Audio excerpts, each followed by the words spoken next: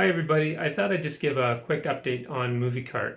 This Thursday I'll be putting a bunch more MovieCarts back on the Tindie store. So instead of one option, I'm offering a second. The first option is still the original MovieCart, which comes with a complete assembled PCB that plugs straight into an Atari or compatible.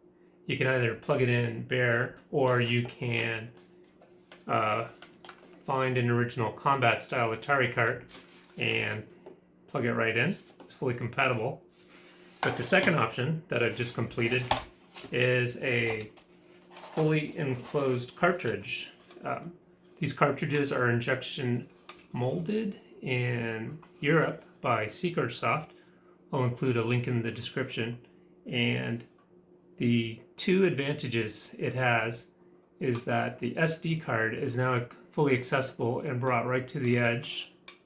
So you should be able to just pop in and out your SD card as often as you like to update the content. And the second advantage is it's now equipped with a little factory reset button that you can reach at any time to bring it back to its original firmware. So if you're interested, please check out my Tindie store, and I'll have all the files and schematics on my GitHub for those who are interested. Thanks very much.